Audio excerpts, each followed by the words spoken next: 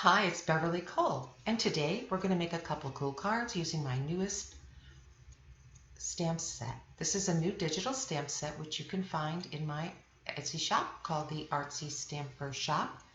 And I've used the images on the left here. I've layered the images in my word processor program, making a bouquet. You can even flip some of the images in the word processor.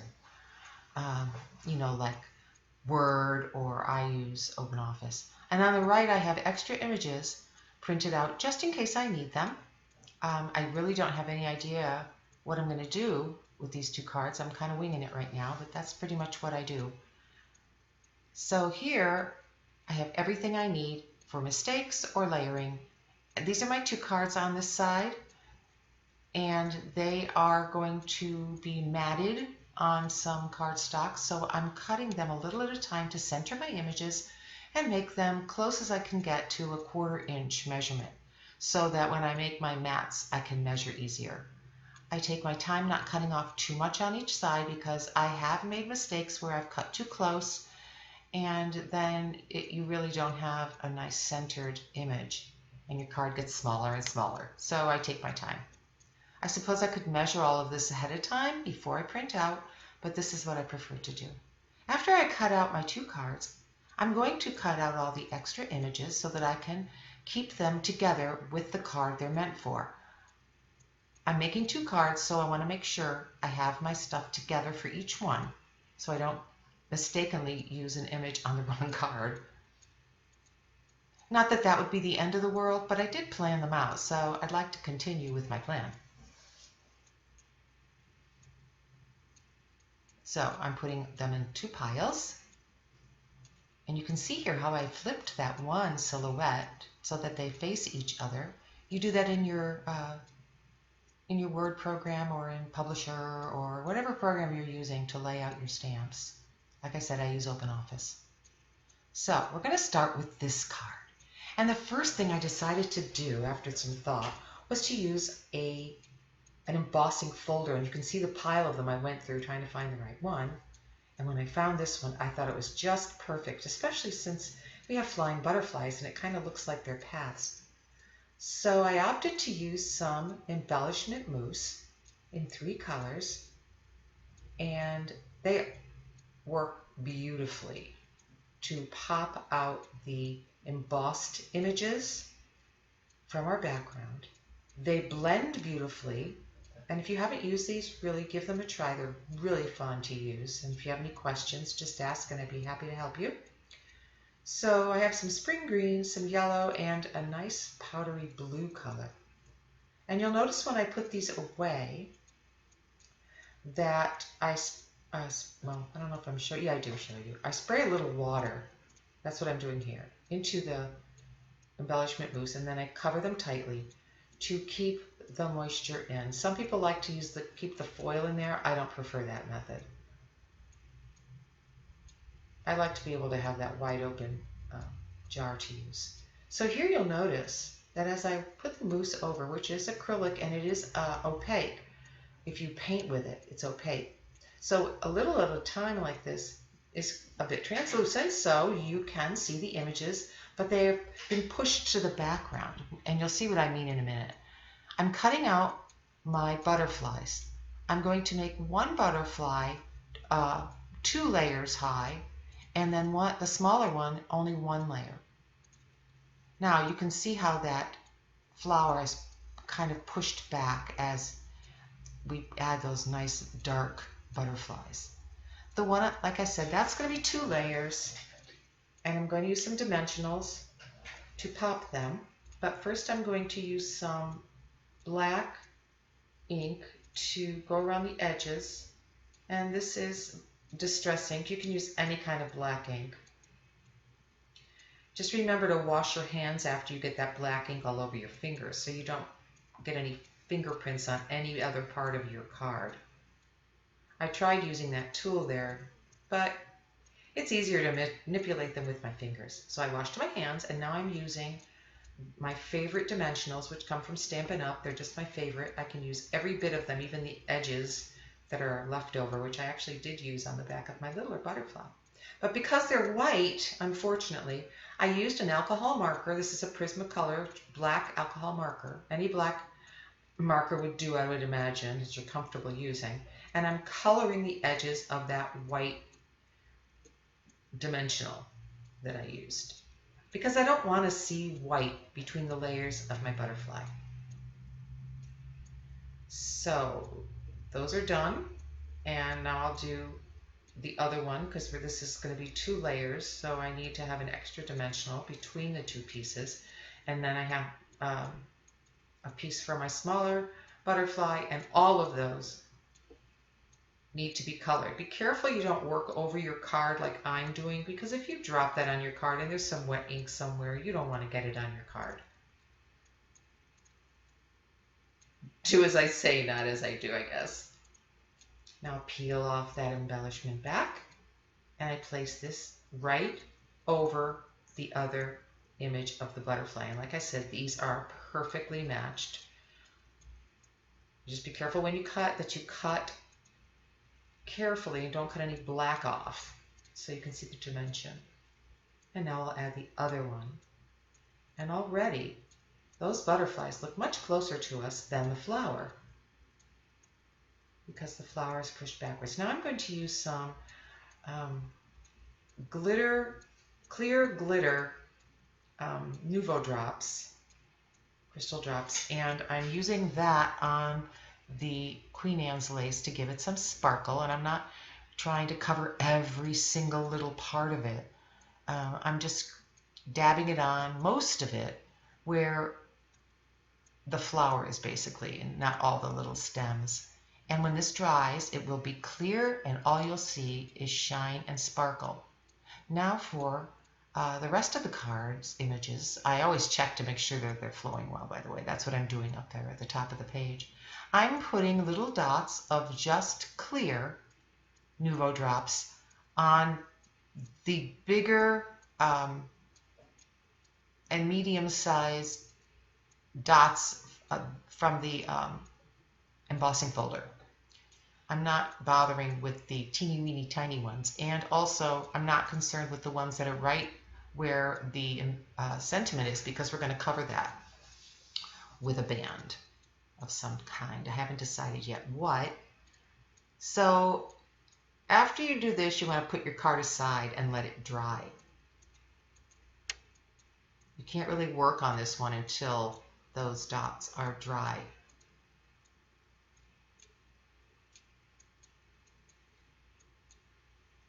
And then I decided that I was going to make the butterflies shiny as well. So I just completely covered them. And later in the video, you'll see the results of a happy accident. So make sure you watch till the end, because this card doesn't exactly turn out the way I planned, but I think it gets better.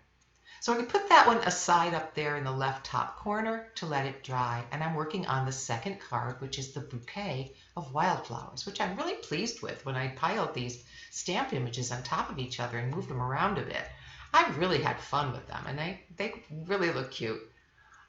So you can use these together or separately. So I'm using some brushed corduroy ink around most of the edge of my stamp, which is a background stamp that I've had for a while. I just love background stamps. And I'm dabbing off some of the middle.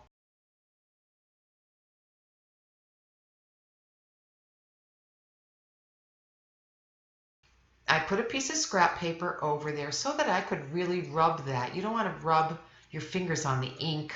It's always better to cover the stamp with some scrap paper, and that way you also don't push your card around. So here's the image, and I really apologize. I turned a light on and I think it made it too hot. Hopefully when this is on the screen, it'll look better than I'm seeing it in my editing program here. And now for the banner, which is the sentiment, which says "The earth laughs in flowers," which is a quote by Ralph Waldo Emerson. He has some fantastic quotes, and I love using quotes in my stamp sets.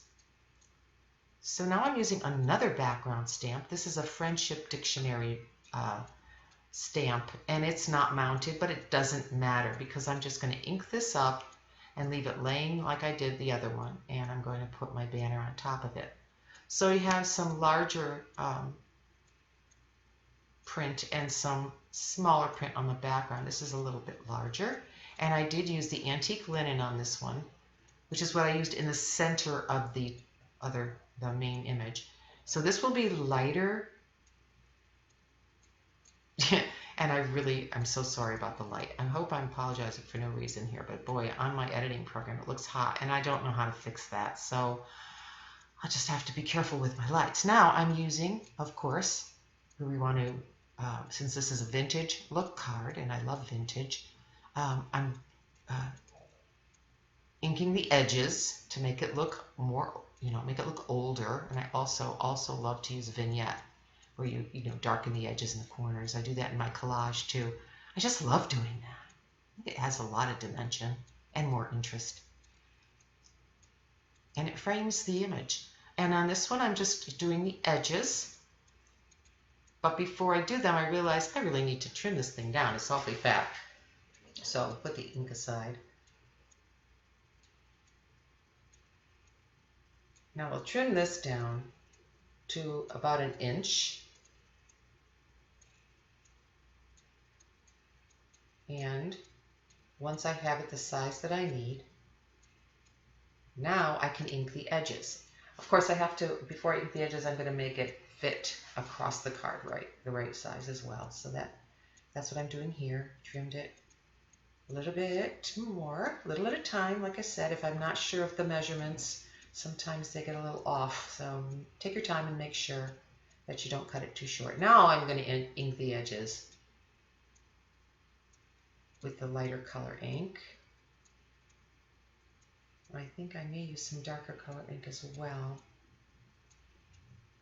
Just want to make it look old.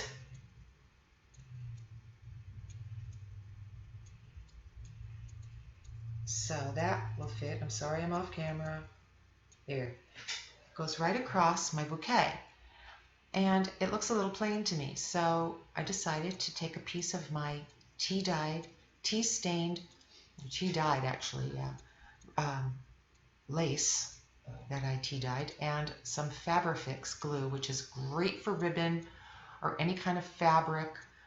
Even I use it in my journals. I'm not, I haven't invented this stuff. I've seen it a lot on YouTube, used in journals, junk journals and art journals, and it doesn't have any water in it. It's an acetate base, like nail polish remover. So that's how you can get it off of your hands, and it dries pretty quickly, and it holds just great. And if you use it on paper, you don't get any kind of water rippling, on paper, but it's a little pricey. So although it does last a long time. This bottle I think was about $12, but if you use your 40% coupon off, Hobby Lobby, and anywhere else that they sell it, I don't know. I guess they must have it at Michael's and Joann's, but I got it at Hobby Lobby, and it works great. That lace isn't going anywhere. Now we'll place the sentiment in place, and I really love the way that the lace lets the stems show through, and but yet it's enough to make it look a little bit more interesting. And again, I'm using the Fabrifix, and I'm using the bottom of the bottle just to press it in place. But if you have extra of this on a card or something, or on a ribbon, you can rub it right off with your fingers. And then there's the card. No, we're not done. Still looks too plain to me. Of course, it's going to be matted. That's true. So we'll do the matting. But then I'm going to want to add something else before that. Or during that. Yeah, we're going to put this piece on the mat. Just using some liquid glue, which gives me a little time to move it around, which is hard to do with tape. So this is something that works best for me. Now, I don't use any of those big giant tools for making holes or setting eyelets. I'm a bit old school here. They're a little clumsy for me, and I just can't figure them out sometimes. So I'm using just my pencil to make marks, and then I center my little hole punch over those, and I make 4 holes in the 4 corners of this card. You could also add them, just 2 of them on the sentiment banner. Now here, these were gold brads, and I really didn't have anything else but gold left in my little box. So I got my alcohol marker. It's a Nuvo metallic marker, and it's copper. And you can use alcohol ink to change the color easily on your brads without much trouble at all. So anytime you want to change the color, now if you use the color alcohol markers, they're going to be the color will be transparent. So here you want, this is metallic, so it's coating these really great. And I'm getting on my fingers, so once again, I'm going to wash my hands just in case, and I need to remove it with some hand sanitizer that has alcohol in it, or some alcohol. That will take the color off my hands.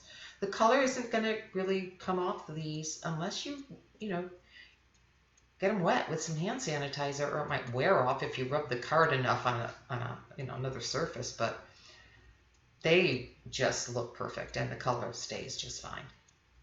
So I'm putting those in the corners. So we made a vintage card,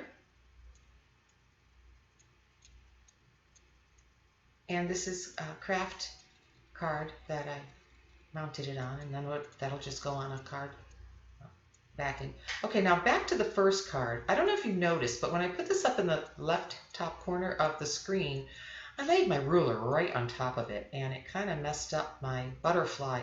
So I added a little bit more clear, and then I decided to use some of Sparkle & Sprinkles black with glitter.